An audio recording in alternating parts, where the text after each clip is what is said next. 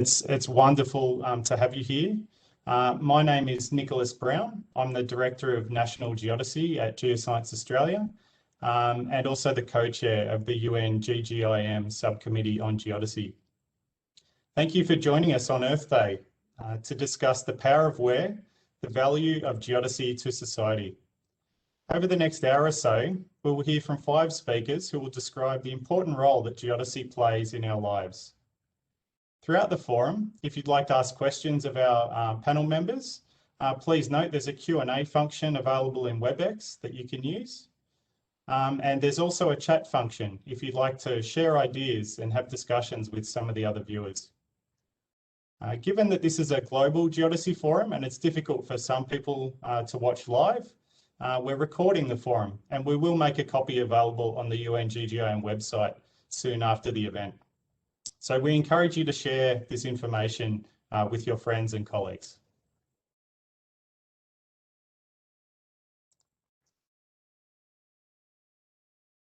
I have the great pleasure to introduce you to our wonderful panel of presenters. This includes, fingers crossed, an opening address from His Excellency Ambassador Peter Thompson, the UN Secretary General Special Envoy for the Ocean, and our Global Geodesy Ambassador.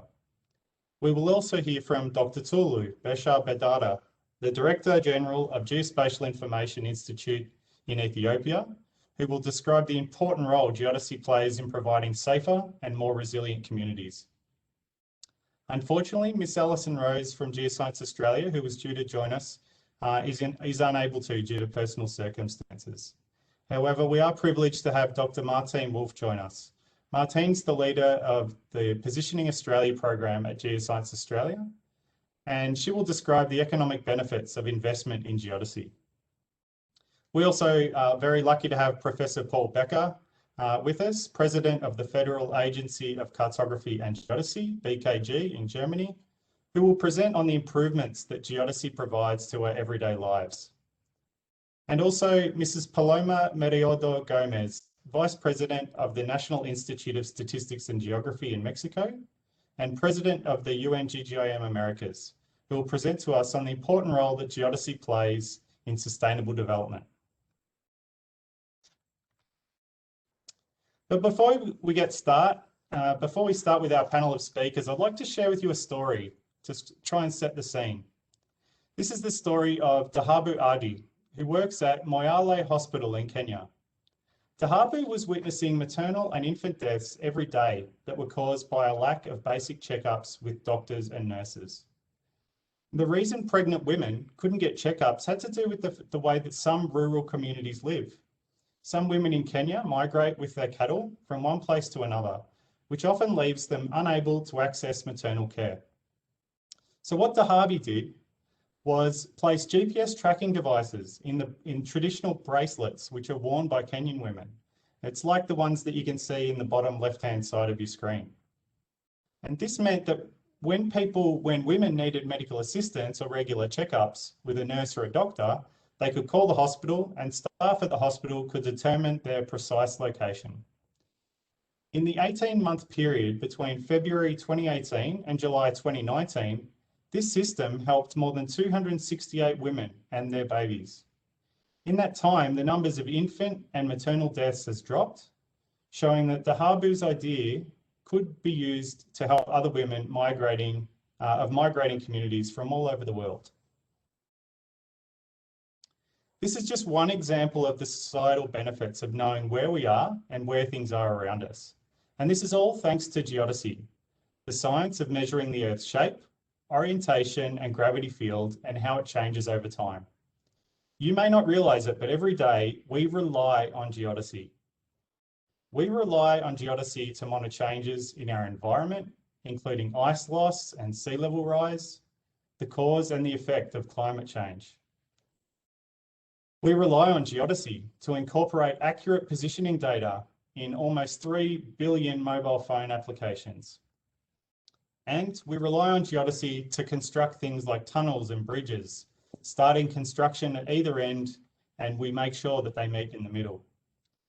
Geodesy is at the core of making our world function, but because it sits at the core, it's often unseen and as a result, it's ignored, unappreciated, and under-resourced. An example that I like to use is electricity. Electricity is another core function that we rely on every day. We take it for granted that electricity is always there at the flick of a switch when we need it. But think about the process that electricity generation goes through. It starts as an energy source, like gas or coal. A power plant then converts that energy source into electricity. It's transmitted over power lines to get to our house, where we flick the switch and we can do things like charge our mobile phone.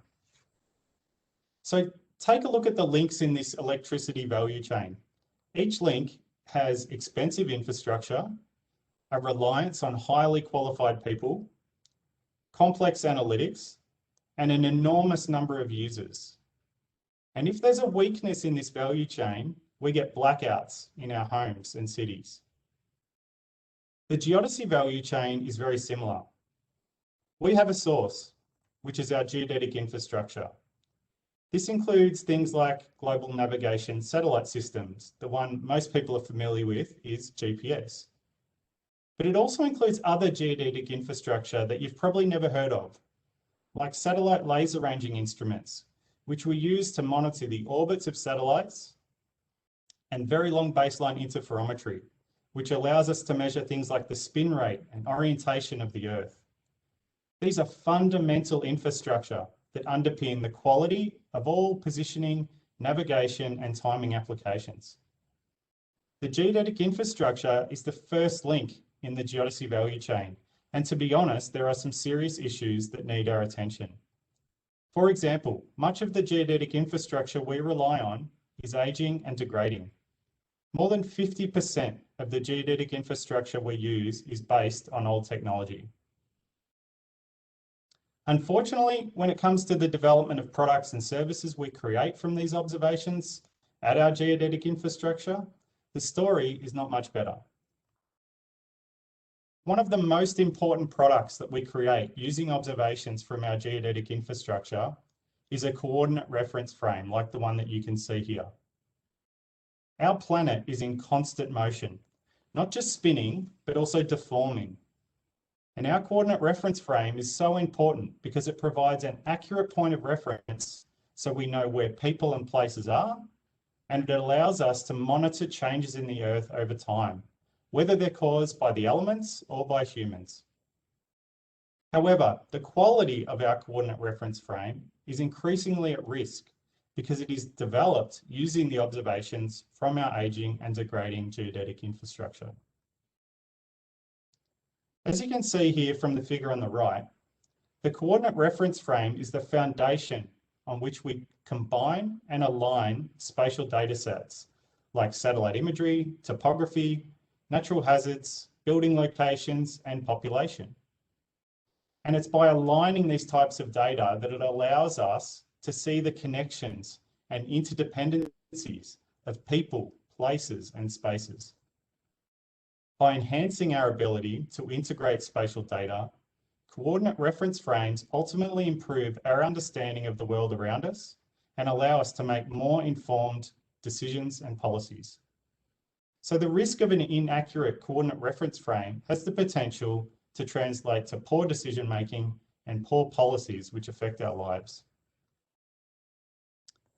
At the moment, the problems with the production component in the geodesy value chain are not obvious thanks to the incredible contributions from scientific organisations like the International Association of Geodesy.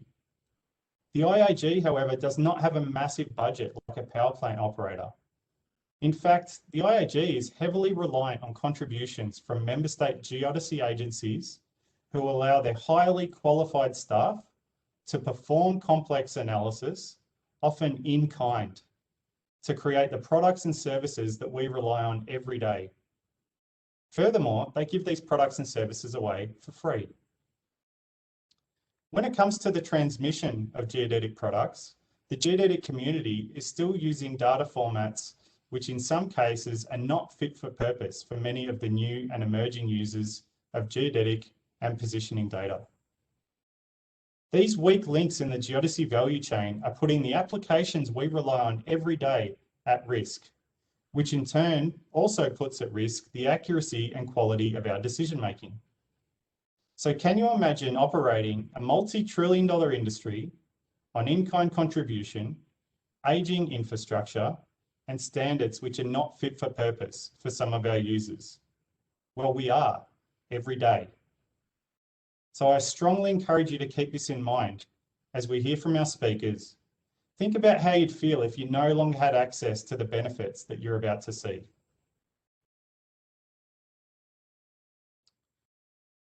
And I can now say confidently that it is with great pleasure that I would like to introduce our first thought-provoking speaker, His Excellency Ambassador Peter Thompson, United Nations Secretary General's Special Envoy for the Ocean and our newly appointed Global Geodesy Ambassador. His Excellency has been a strong advocate of the importance of geodesy and been a champion of the subcommittee since 2015, when he helped to facilitate the UN General Assembly resolution on a global geodetic reference frame for sustainable development. Your Excellency, the digital floor is yours. Thank you. Thank you very much. Give me a thumbs up if you can hear me clearly. Great. Okay. No, occasionally you have these technical glitches, and even though I do this 3 times a day, it took me half an hour to get onto this site this morning, so apologies for that, everybody. Look, ladies and gentlemen, colleagues and friends, greetings to all of you as we gather here together in cyberspace. And I hope that wherever and whatever your circumstances, that you and your families are safe and well. And I trust that everyone's finding it in their hearts to exercise the best of human traits of sharing and of empathy and of kindness to our fellows in the midst of this pandemic. We are all connected to each other and to every other thing on this planet. One of the reasons I have great respect for individuals is that each of us is, in a sense, a world expert, if only on the subject of ourselves. Generally speaking, we also have a better knowledge of our backyard than anyone else, unless your neighbor happens to think that backyard belongs to them. And that's where geodesy comes in. When I began my public service career, it was as a government officer in charge of a district in rural Fiji. A good district officer knows every corner of his district, traveling in small boats to outer islands or up muddy tracks into the hill country to meet with the people of the 100 or so villages and settlements of a district.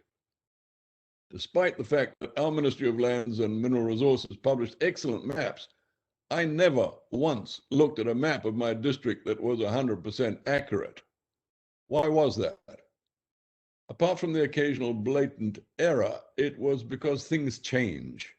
Urbanization trends mean some age-old settlements on the map just no longer exist. Urban expansion causes creeks to disappear and mangroves and mudflats to succumb to reclamation for buildings and roads and bridges to multiply. Floods, erosion, and silt shift river courses and the myriad channels of delta lands. Foreshore currents and storms realign foreshores. Change is, in fact, a constant. Out on the barrier reef of the peninsula where I was born and grew up in Fiji, there's a small island called Makaluva that had a big lighthouse on its beach and wooden cottages that my parents used to rent for family holidays. An earthquake in 1955 opened up fissures in the reef, and that caused changes to the local sea currents, resulting in one end of Makaluva being eaten away and the other end continuously extending a sand spit that gradually became covered with vegetation and trees. Every year we went there, more trees and cottages had toppled into the sea, until eventually all of the old island was gone, leaving only the adamant lighthouse surrounded by water, a lonely relic of what used to be, while the new island continued its sea slug journey across the reef. Makaluva's fate was an early alert that change was afoot, but it took a few more years to pass before I learned about tectonic plates and the fact that whole continents were on the move. Eventually, the centrality of geodesy dawned, and here we are at the Global Geodesy Forum today. Ladies and gentlemen, on a more somber note, please allow me to place today's discussions within the context of the times in which we live. In his State of the Planet address delivered at Columbia University in New York last December, the UN Secretary General Antonio Guterres said humanity is waging a suicidal war against nature. He reported that 1 million species are at risk of extinction and that ecosystems are disappearing before our eyes. He said the ocean is being overfished, is increasingly choking with plastic waste, and that due to anthropogenic GHG emissions, coral reefs are bleaching and dying. And then this week, WMO's State of the Global Climate 2020 was released. Addressing the press conference to mark the release, the WMO Secretary General, Professor Tallis, said, and I quote, "All key climate indicators and associated impact information provided in this report highlight relentless, continuing climate change and increasing occurrence and intensification of extreme events and severe losses and damage affecting people, societies, and economies. The negative trend in climate may continue for the coming decades, independent of our success in mitigation." Close quotations.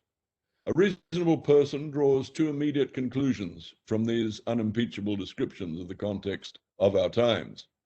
The first is that we must make peace with nature immediately and without preconditions. We must get to the peace table and establish a relationship of respect for and balance within nature's embrace.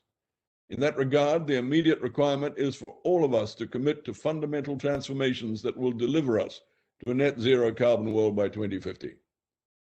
The second conclusion is that if humanity is going to be able to cope with these massive changes, investment in adaptation must get underway without further delay. One of the most powerful ways to adapt for resilience is to invest in early warning services and observing networks. And here again, our reliance on geodesy becomes clear. Ladies and gentlemen, I served as Fiji's permanent representative to the United Nations from 2010 to 2016. During that time, I learned about the United Nations Committee of Experts on Global Geospatial Information Management, the UNGGIM, and the work it was doing on geospatial information. In so doing, I became aware of the science of geodesy and the accurate measurement and understanding of the fundamental properties of the Earth, its geometric shape, its orientation in space, and its gravity field, with all the inherent challenges of sustainable development in the face of climate change, of rising sea levels and increasing occurrence and ferocity of destructive tropical cyclones.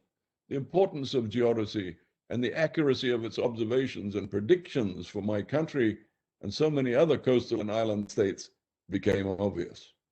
In 2015, I had the privilege at the United Nations General Assembly of introducing a resolution entitled "A Global Geodetic Reference Frame for Sustainable Development."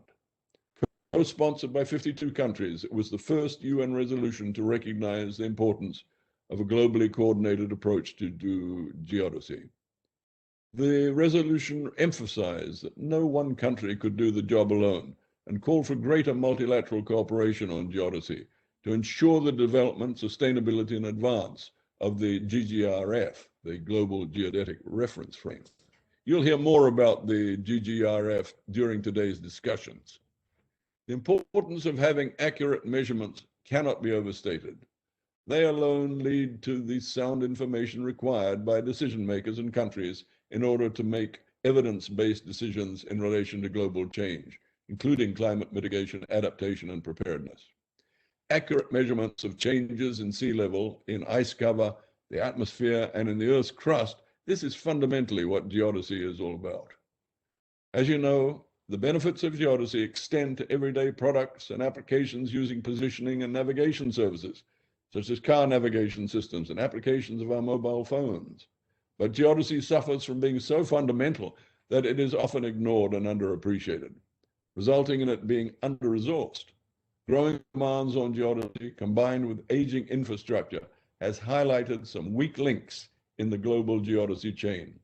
We therefore have work to do in strengthening these weak links. Ladies and gentlemen, our gathering here in the Global Geodesy Forum under the theme of the power of where, the value of geodesy to society, is particularly pertinent on Earth Day 21, with its theme of Restore Our Earth. So let us ensure that our discussions proceed within the context of our times, as described earlier in my remarks to you today. I commend the UN GGIM subcommittee on geodesy for the 2 years of hard work that resulted in the position paper on sustaining the global geodetic reference frame and the concept paper on establishing a global geodetic center of excellence. Taken together, these represent a long-term strategy and action plan to realize the call by the UN General Assembly in its resolution of 2015 to develop a common global geodetic reference frame. I also take this opportunity to applaud the government of Germany for its formal offer to host and establish a global geodetic center of excellence at the United Nations campus in Bonn.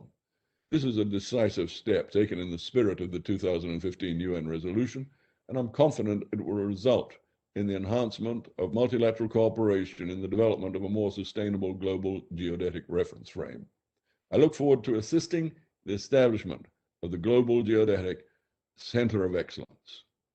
Let us recognize the need to raise the awareness of the importance of geodesy, especially to decision makers and in particular for developing countries that lack infrastructure and require technical assistance.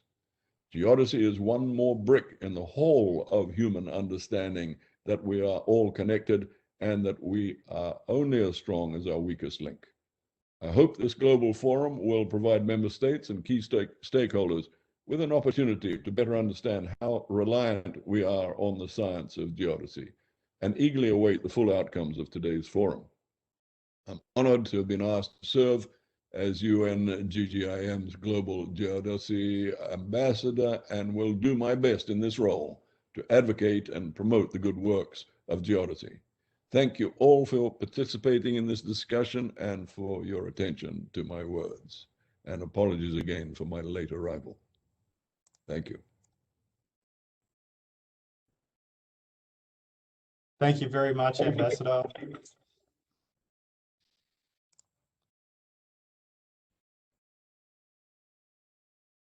We're very glad you could join us and that we got the technology to work. It would have been a real shame to miss out on that. So thank you very much. It's greatly appreciated.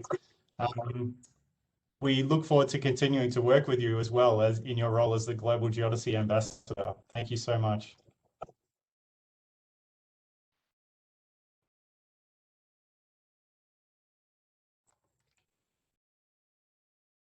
It's now with great pleasure that I would like to welcome Dr. Tulu Bashar Bedada, Director General of the Geospatial Information Institute in Ethiopia, to the digital podium.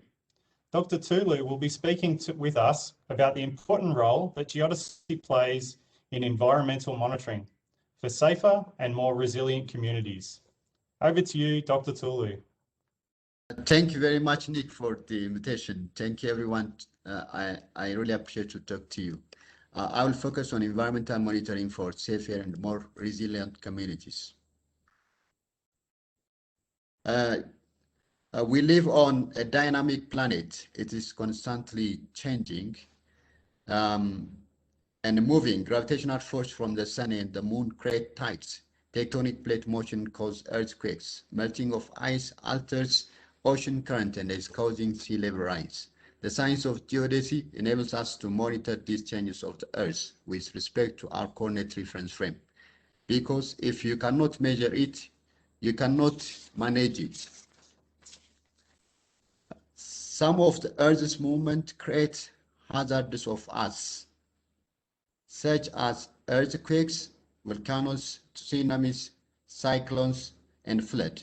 Although the majority of natural disasters cannot be predicted beforehand, rapid detection of them can lead to early warning and response.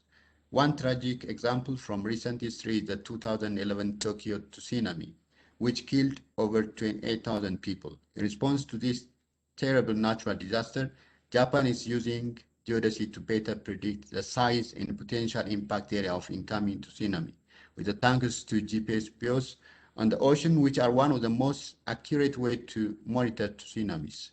Geodesy is providing early warning information, which is pivotal in optimizing evacuation routes and minimizing crowding and panic. Another way Geodesy helps us is by providing an accurate reference frame for our coordinates. This is a key foundation of the reconstruction process following the natural disasters. The image on the right here shows the impact of the 2004 Indian Ocean tsunami on part of Indonesia.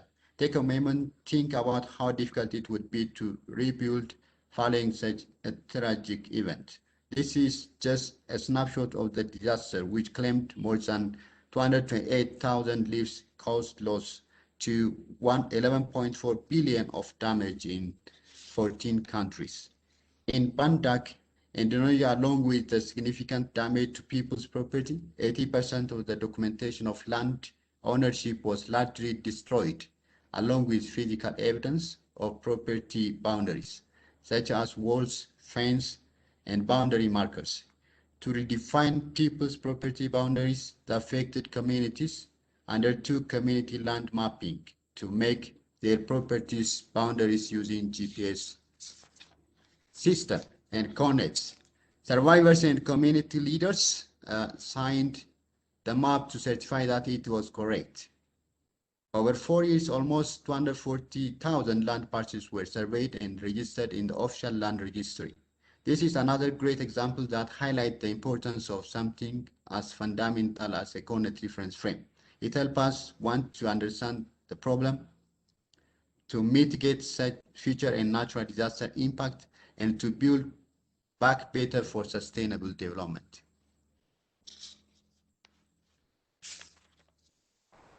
Geodesy is also playing an important role in tracking cyclones and hurricanes. In 2015, it was reported by a professor at Florida International University that geodesy can be used to help save 90% of potential victims. Not so long ago, hurricanes used to make landfall almost without warning.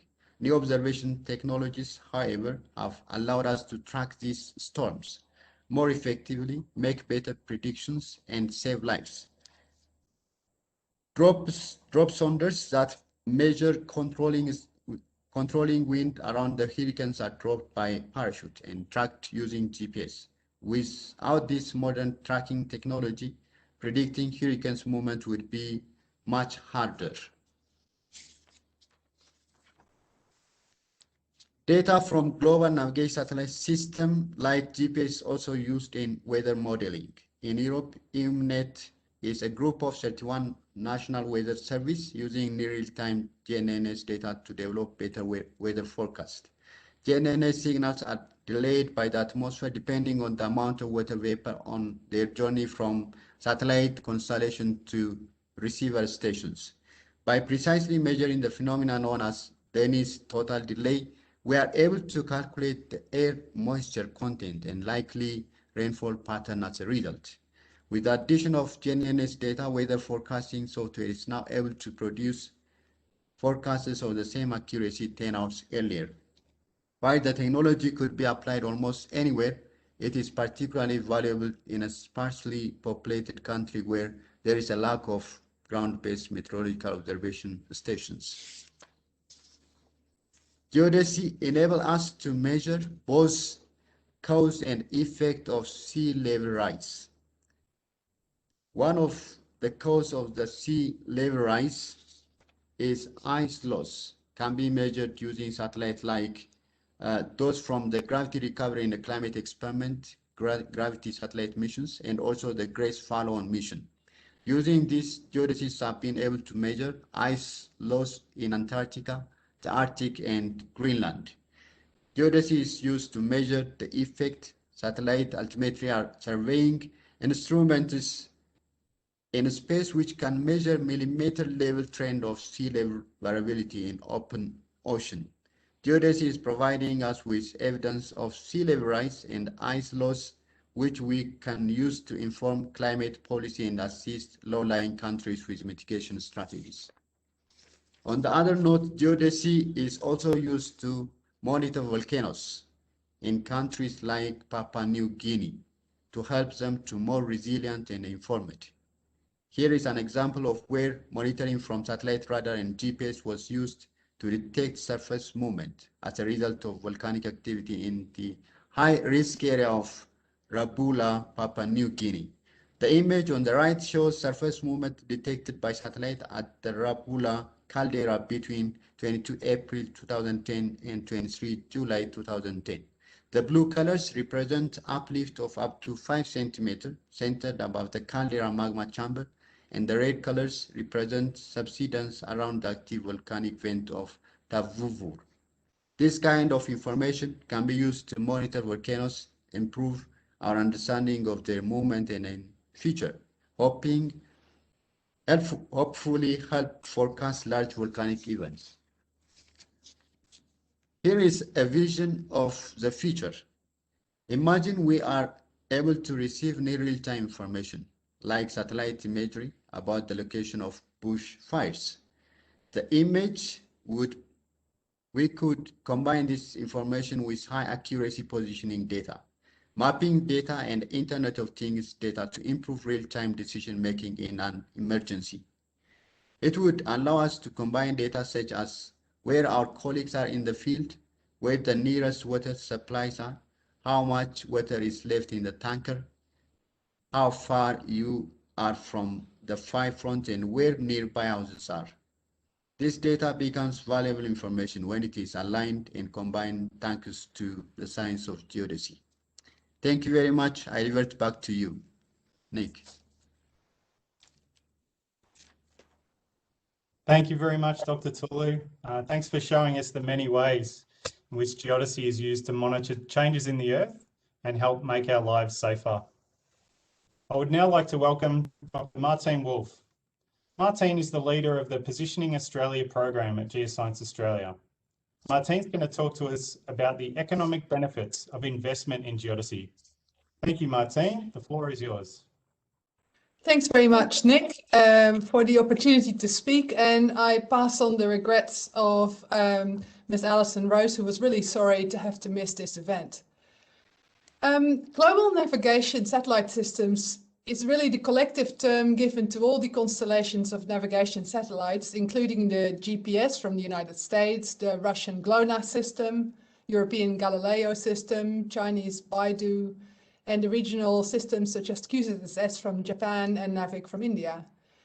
These satellites are the way that we get access to precise positioning, navigation, and timing information for all of our applications. And we're more reliant on geodetic infrastructure provided by global navigation satellite systems than ever before.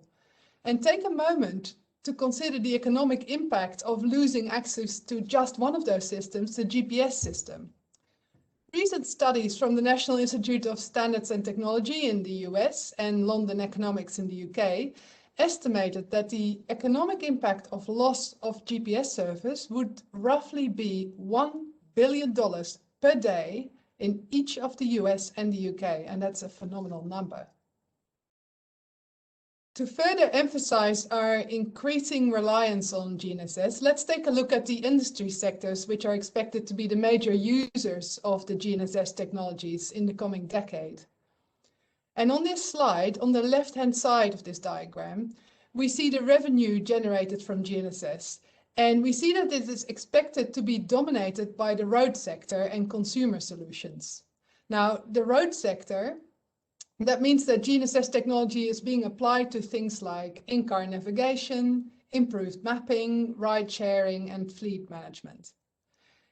Consumer solutions is a generic term, and it refers to the growing market for GNSS in smartphones and fitness gears. And that's not just about catching Pokemon in a Pokemon Go game, but as we'll hopefully hear from Professor Becker later, it's really about applications that improves people's quality of life and makes them safer. And to give you an indication of how much the user base of GNSS technology has changed, let's take a look at the expected revenue from the geomatics on the right-hand side in that diagram that you see. Geomatics refers to the more traditional user base of the GNSS technologies, and it includes the work of surveyors and geodesists.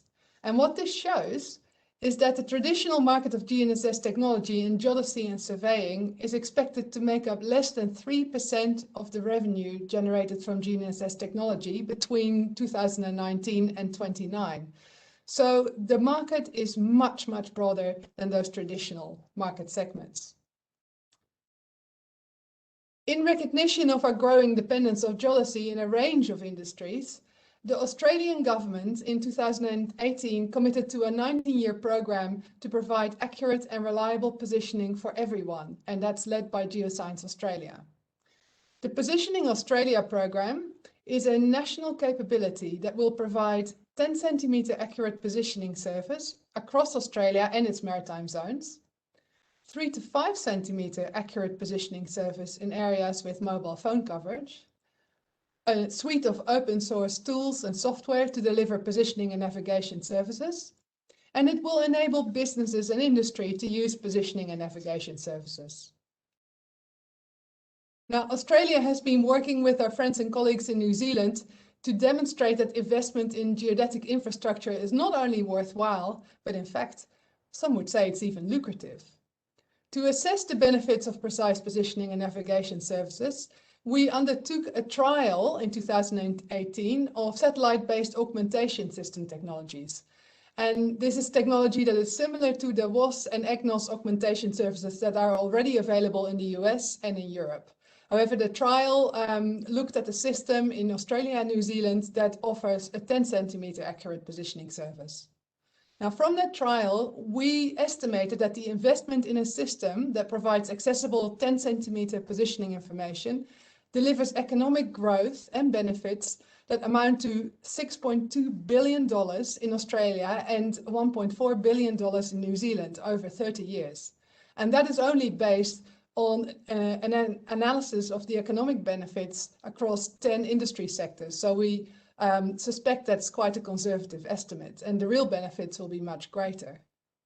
The industries which are anticipated to be the biggest beneficiaries are agriculture, road and construction, and resources.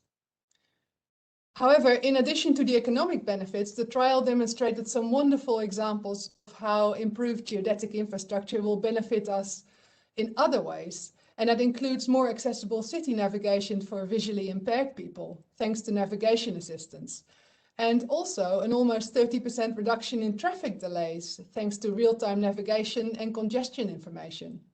And also expected increase in medical assistance for people in remote locations, thanks to assisted navigation for aircraft. Now, I'm going to give you an example of the mining and resources sector alone, because that's one where the economic and safety benefits of improving Australia's geodetic infrastructure are thought to be really significant. This scenario shows you an open cut mine in Australia. And you see here that in open pit mine sites across Australia, there are a significant number of trucks that transport minerals from the pit to the stockpiles or other locations across the site. And that activity means that there's a constant risk of vehicle collisions on the mine site. Now, thanks to improved positioning accuracy and reliability, mining trucks are able to operate more safely than they've ever been able to do before. But the other benefit of improved positioning technology is the ability to create virtual fences.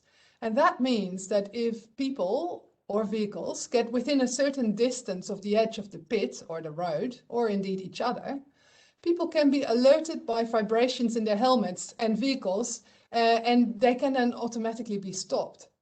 And that really means that we expect that this will result in a significant reduction in the number of collisions and accidents on mine sites such as this. In Australia, we expect the biggest sector to benefit from the improved positioning capability across the country to be the agricultural sector. Now, ultimately, the benefits from the positioning information will include improved yield, increased efficiency, and a reduction in waste. And that's because precise positioning technology enables tractors to be accurately guided along designated wheel tracks, and that really maximizes the cropping area and improves the yields. And the high precision machinery guidance, thanks to GNSS, allowed seeds to be sown precisely between the rows. And that means that inputs such as water, fertilizer, and herbicide can be applied directly over the crop and it really reduces wastage. High precision application of fertilizer and herbicide also means that there's a reduced risk of chemicals entering the waterways. So we see benefits across a whole range of areas within the agricultural sector. Now, finally, Australia recognizes the importance of the global geodetic community to achieve these goals. We can't realize the benefits of a program such as the Positioning Australia program without other governments and academic institutions around the world who observe the Earth and make the information available to us.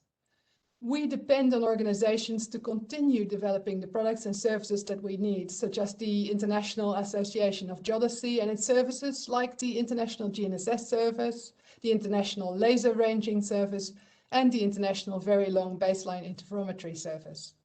Now, for this reason, Australia tries to play our part in the global geodetic community. We invest in geodetic infrastructure. We own or operate 2 SLR stations and 3 VLBI stations in Australia. We also participate and take on leadership positions in a number of international bodies, such as the International GNSS Service, the International Laser Ranging Service, and the International VLBI Service, and many more. So, to conclude, our economy is more dependent on GNSS than ever before, and this is only going to continue and increase. We look forward to working with you all to sustain and improve the global geodetic infrastructure and the services that we all need. Thank you very much.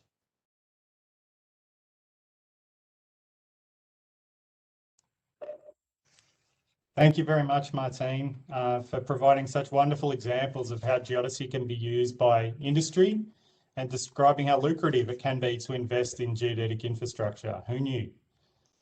I would like to suggest now that we have maybe a 2-minute brain break. I encourage you to stand up, maybe do a few stretches, get a glass of water if you like, and come back in 2 minutes' time. Thank you.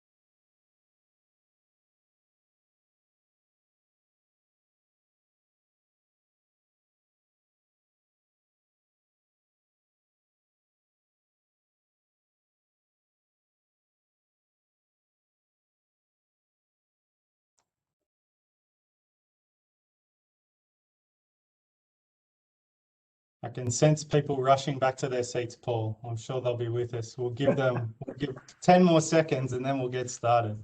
Oh, it's okay.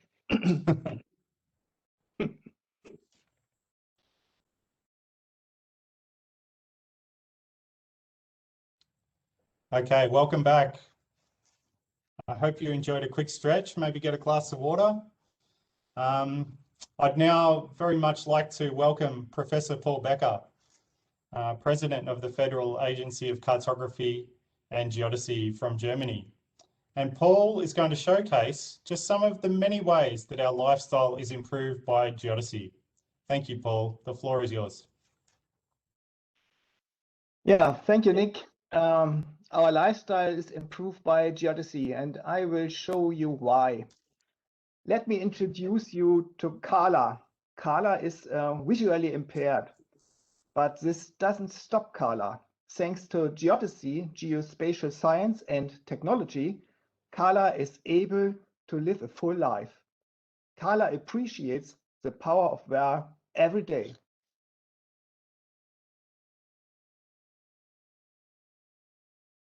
Take, for example, the scenario of Carla going into the city to meet her friend for a cup of coffee. Imagine how challenging a journey like this would be if you are visually impaired. In a busy city environment, Carla needs to navigate through congested streets and laneways surrounded by unknown objects, trying to read signs and avoid trip hazards. Geodesy, geospatial information and technology can work together to make Carla's life easier. Using augmented reality, we can show areas it is safe to walk, highlighting the location of obstructions, displaying information about surrounding buildings and form. Carla can read and provide turn-by-turn navigation in the same way our cars guide us while we are driving. This technology relies on geodesy to not only provide precise positioning information about her location, but also provides the coordinate reference frame to align and combine layers of spatial information like roads, waterways, public transport routes, and buildings, including great coffee shop locations. This information can be saved up to Carla in a form which is easy for her to understand. Something as simple as going to get a cup of coffee and connecting with a friend can provide huge benefits for our mental health. This type of technology helps people like Carla live life to the fullest.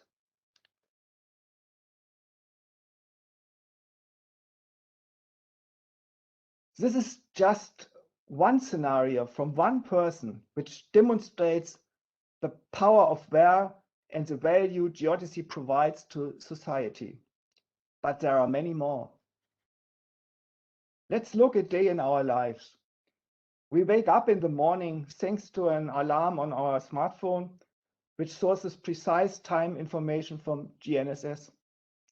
The first thing some of us do is catch up on the news or social media, which uses internet data centers synchronized using GNSS.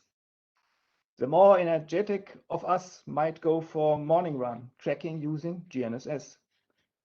Next, we might check the weather forecast, which has been enhanced by GNSS radio occultation, as we heard about from Dr. Tulu. All these applications are dependent on geodesy, and we have used them all before 8 a.m. The next thing some of us do is to leave the house and get in our cars.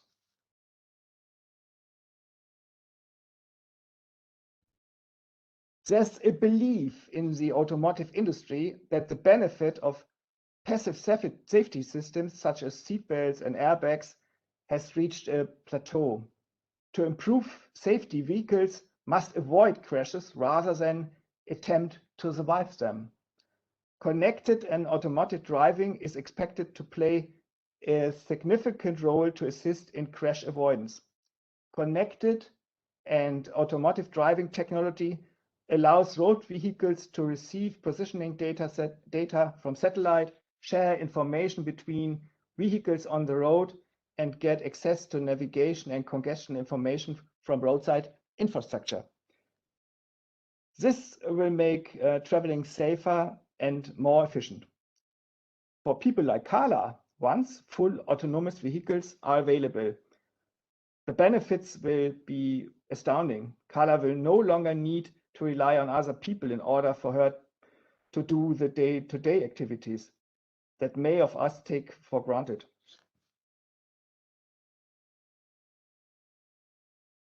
Also, we do not yet have full autonomous vehicle dominating the market. We have already seen other ways that positioning and geodesy has influenced our lives, thanks to sharing services, including ride sharing, like Uber. Ride sharing allows people to use cars without owning the cars. Similar to the example shown here on the right. People don't need to own a car. They need to be able to get to point B from point A.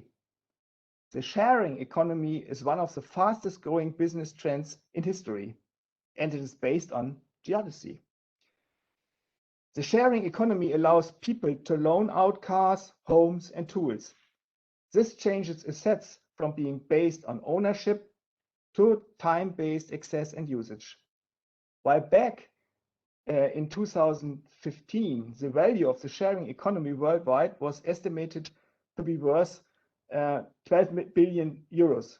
The sharing economy is set to reach a staggering value of 300 billion euros. All the sharing economy business models that involve geographic information on the user side, the provider side, or both, typically rely on GNSS technologies, which means rely on geodesy.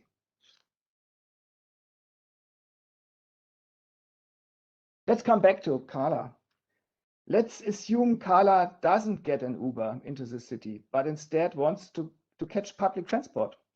Let's assume that Carla doesn't know where the cafe is, where she is going to meet her friend.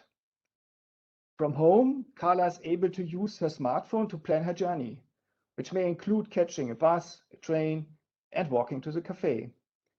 By having buses, trains, trams, and other forms of public transport being tracked in real time with GNSS, Carla is able to work out what time she needs to leave home, which train to catch, where to get off the train, and then which bus to catch to get to the cafe.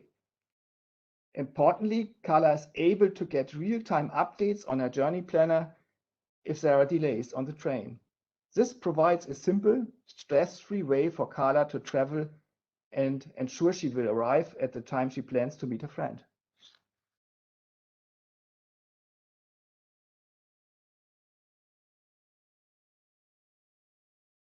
Let's imagine that Carla gets off her train and she comes across someone unconscious, lying on the ground on the train platform. Surely, geodesy doesn't help with a situation like that. Well, in fact, it does. After Carla checks the person's pulse and realizes they are breathing, she reaches for a mobile phone. Carla is able to call the emergency service and share her location. Using satellite-based augmentation system, they are able to precisely locate Carla in real time. The emergency service then rely on geodesy to get to Carla and the unconscious person as quickly as possible. Police, ambulance, and fire brigades all use GNSS to dispatch emergency services, navigate using turn-by-turn navigation, and real-time traffic congestion information to get to people in need as quickly as possible. In the case of the person Carla was helping, the unconscious person gets the medical attention they need thanks to geodesy.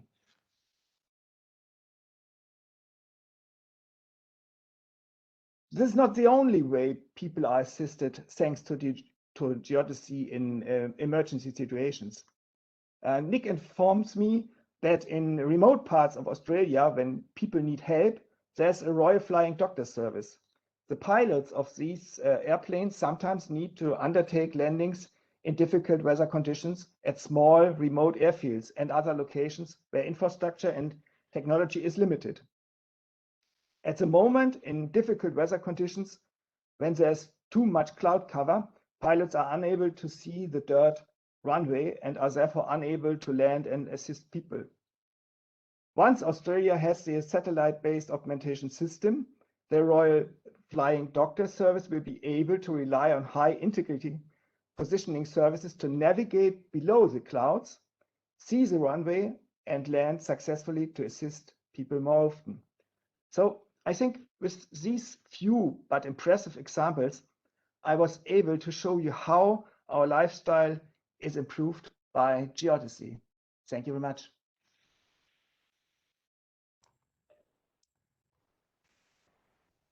Thank you very much, Paul, for helping us understand the important role that geodesy plays in our everyday lives.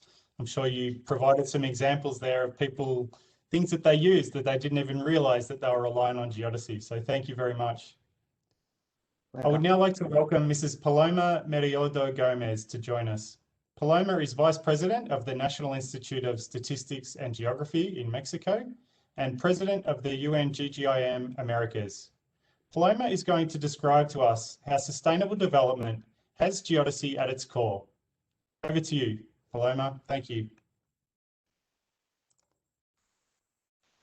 Hello, everyone. Thank you for having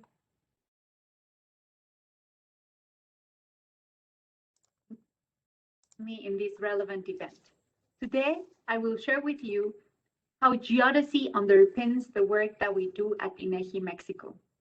In 2018, the Secretary General of the United Nations said, "The data needs for the SDGs are great, and time is not on our side.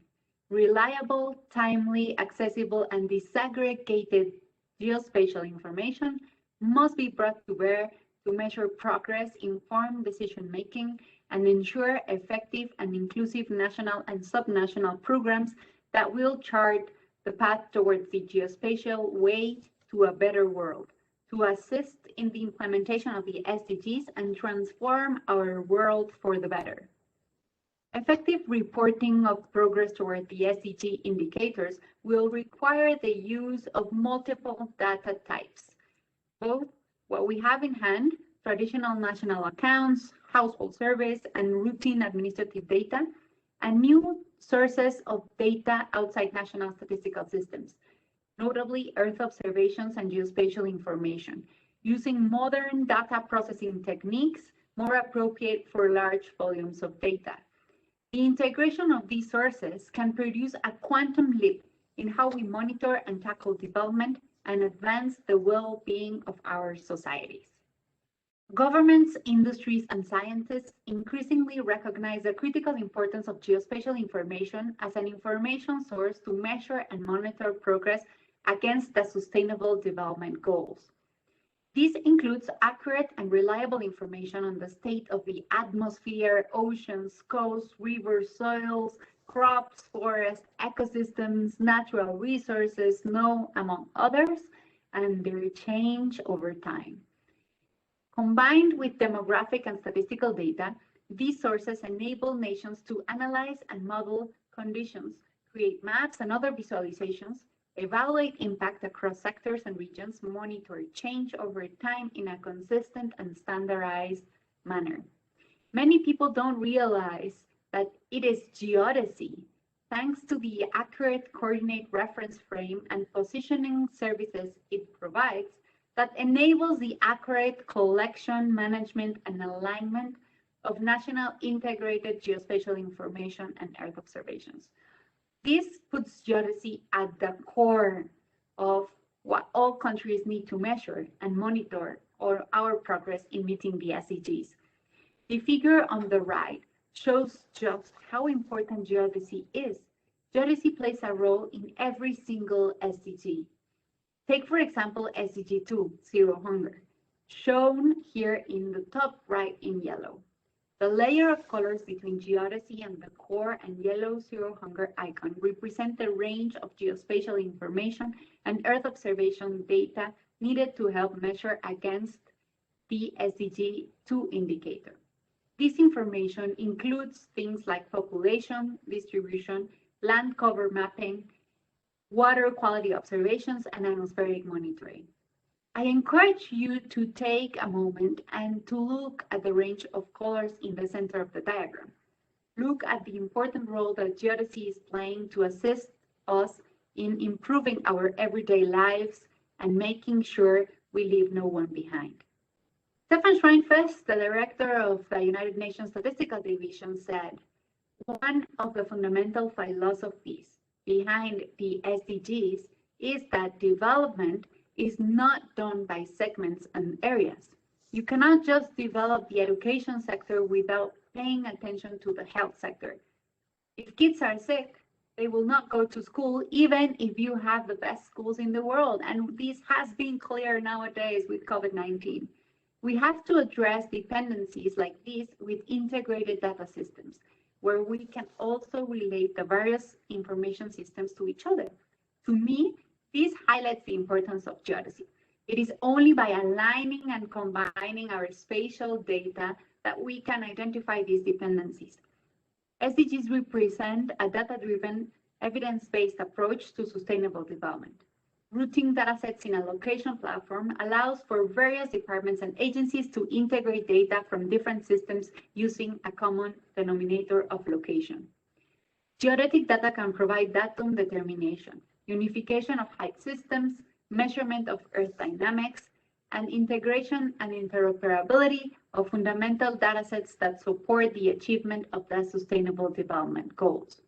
A great example which showcases the power of combining the aligning geospatial information is the project for strengthening of spatial data infrastructure in the territories and member states of the Caribbean, carried out from 2014 to 2018. The aim of this project was to generate, use, and exchange the geospatial information available in each of the countries to measure and monitor sustainable development, reduce vulnerability, and increase social and economic resilience. The Caribbean region is highly vulnerable to disasters, mainly to disasters associated with weather events. However, the region is also affected by occurrence of epidemiological events of varying frequency and impact, often reinforced by socioeconomic factors. History tells us that, in fact, all natural disasters between 1960 and 2016, 17% of them were in Latin America and the Caribbean. Because of this, evidence-based decision-making is essential to mitigate these risks, and to achieve these, countries must have national and regional spatial data infrastructures that integrate up-to-date, standardized, interoperable, and accessible geospatial information. At the foundation of this decision-making capability provided by SDIs are the coordinate reference frame provided by Geodesy. To design, develop, implement, and maintain a regional SDI requires the evaluation of many factors in order to focus on which components should be further developed for there to be an equal development of the SDIs in an integrated and collaborative way in the region. Therefore, as a first step of the Caribbean project, an evaluation of the SDI conditions was carried out, where the presence of 48 geodetic stations were identified, 17 of the GPS type and 31 GNSS, of which only 30 were active. Knowing this, and in order to improve the precision and accuracy of the geospatial information in the region, updated the reference frame and make the geodetic network data be used by different instances, it was proposed to increase the geodetic stations, adding 16 new stations for post-processing and with the capacity to receive signals from 3 available constellations, achieving an increase in geodetic infrastructure of 33%. In addition, 43 mobile GNSS devices were purchased to support field operations. Finally, in order to integrate geodetic, statistical, and geospatial information, a data center was created at the University of the West Indies. Today, this project continues by the name of CariGeo, including academia, private sector, and national governments collaborating in the region for further development of geodetic and geospatial information. Another example which highlights the importance of geodesy is a foundation for the Mexican Geospatial Data Cube. Taking advantage of the recently available and increasingly large volumes of images, which are presented as highly structured data, brings technological challenges and specialized technical capabilities need to be installed. The Data Cube manages large volumes of images by creating massive raster data arrays in which every pixel is aligned to guarantee temporal comparability of the image data. This means we are able to pick a point and look through time to see how it has changed.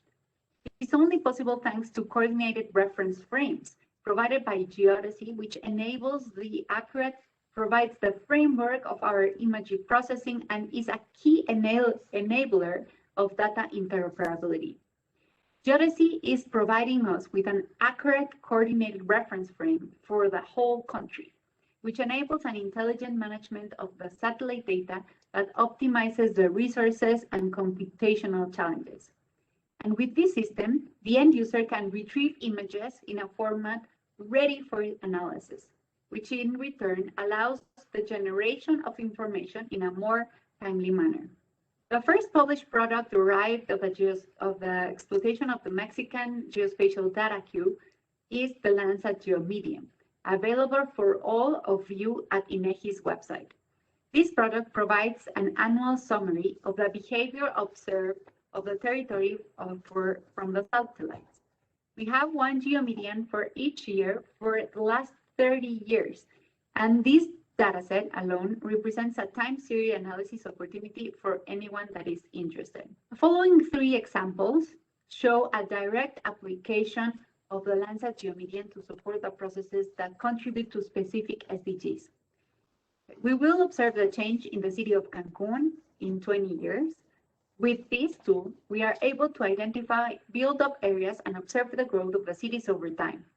Recently, we started integrating our census data, which is already geo-referenced, with satellite imagery for classifying the images into rural or urban. Accuracy of the national level classification in our exercise is around 78%. Among other activities, this data may be used for works related to SDG 11, Sustainable Cities and Communities. We will observe the change in vegetation in over 30 years. This tool has also allowed us to observe the presence of vegetation and hence identify regions of deforestation.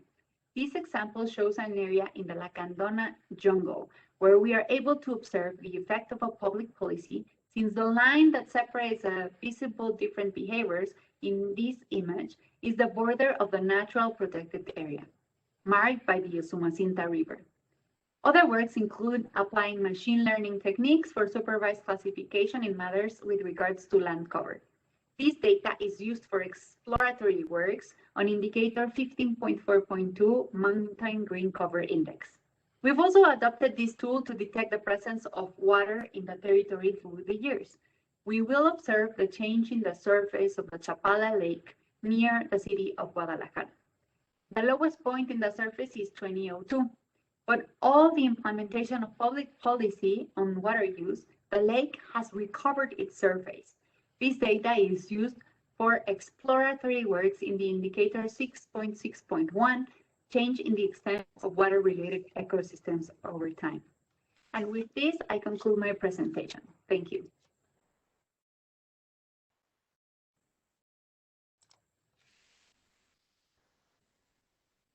Thank you so much, Paloma. It's fascinating to see how reliant we are on geodesy as the foundation for so many of the Sustainable Development Goals. I think it's also wonderful to see some of the practical examples of what you're working on with the SDGs throughout the Americas. So thank you for bringing specific examples from the region. I think that's really going to help explain to people in a very practical way how we use geodesy to assist with the Sustainable Development Goals. Thank you.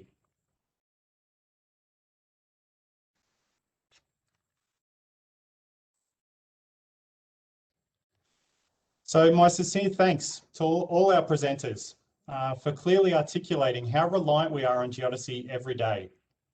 So the question I'd pose to you as the viewers is, could you now imagine living in a world without geodesy and not having the ability to access all the application benefits that you've just seen? Unfortunately, this risk is partly a reality. As I mentioned before at the beginning of this presentation, we have significant problems that we need to deal with, and we need to work together to sustain the geodesy value chain. First of all, we need more geodetic infrastructure and newer geodetic infrastructure. The current distribution is not evenly distributed around the world, which can make it very difficult to measure the Earth accurately. Also, with more than 50% of the infrastructure we use being based on old technology, this is providing measurements which are of relatively poor precision when we compare it with the new technology. Secondly, we need to adequately resource the organisations who operate the geodetic infrastructure and produce geodetic products and services. Most of the geodetic infrastructure is owned and operated by a mix of academic institutions and government agencies around the world. But owning and operating the infrastructure is largely a voluntary commitment. And as a result, nations can and do sometimes stop operating due to a lack of funding or lack of political support. The issue of in-kind contribution and non-binding agreements extends to a data analysis as well. The reliance we have on scientific institutions and organisations like the International Association of Geodesy and in-kind contribution that they provide is dangerous. Thirdly, we need to work on modern standards and formats for our geodetic data and products to make sure that it's findable, accessible, interoperable, and reusable. As Martine showed us, the uses of geodetic products and services is changing rapidly, and we have a duty to ensure that the data, products, and services that are paid for by taxpayers is made available to them in a form that they can use it. Fourthly, we need to improve access to geodetic products and services, particularly in developing countries, to ensure that no one is left behind. And finally, and some would say most importantly, we need to improve the way that we communicate the importance of geodesy, especially to decision makers like you, who we hope are watching today. Because if people don't understand what we do in the geodesy world, they won't recognise the value, and geodesy won't receive the resourcing that it needs to be sustained. As a result, all of the applications that you've just seen, and many more, which rely on geodesy, will be at risk of failure. The UN GGIM Subcommittee on Geodesy are very aware of the challenges that we face. To try and deal with these challenges, we have a number of working groups focused on things like geodetic infrastructure, governance, outreach and communications, education, training and capacity building, and policies, standards and conventions. And the vision about the Subcommittee on Geodesy is to ensure that we have an accurate, sustainable and accessible global geodetic reference frame to support science and society.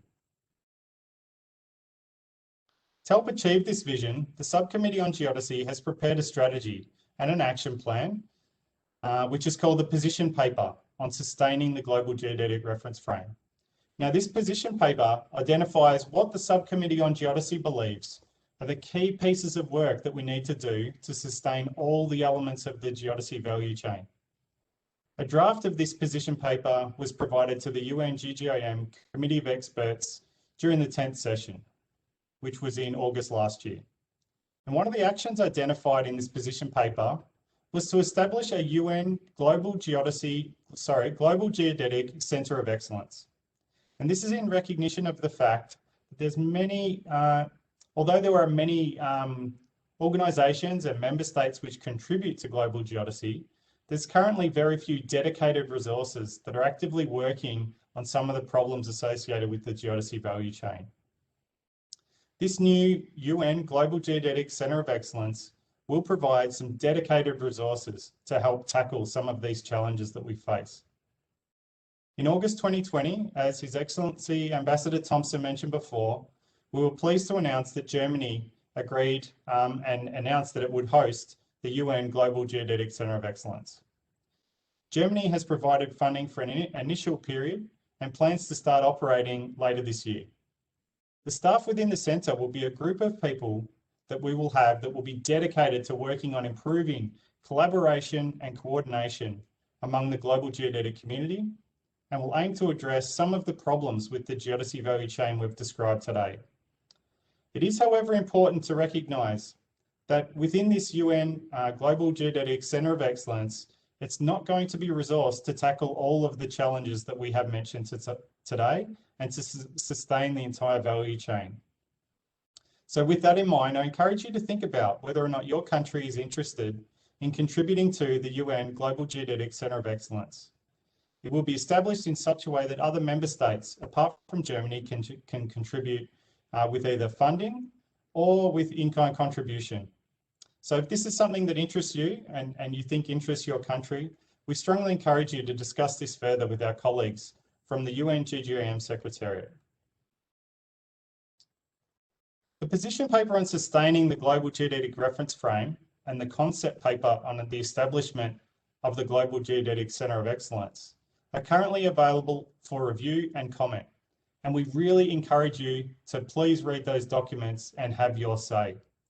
The documents can be found on the UN GGIM website under the documents from the 10th session.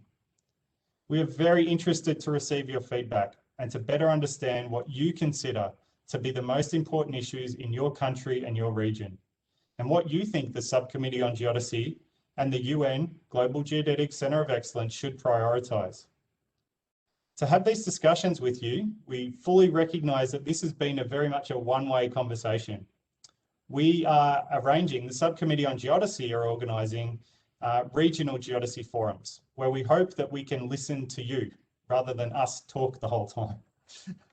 And we will be organising these events in the coming months. So in these meetings, what we'd love to be able to do is have a forum to get your feedback on the position paper and the concept paper, to discuss the options and to get your impressions of what you think we need to do to sustain the Global Geodetic Reference Frame, and have further discussions about the Global Geodetic Centre of Excellence. So we'll be circulating information in the regions on these regional geodesy forums in the coming weeks. This just leaves me to say thank you again. Thank you for joining us today to explore what geodesy does for us and to better understand the important role that it plays in our lives. We all need geodesy, but no country alone can fix these problems with the geodesy value chain on their own. So let's do it together. Thank you.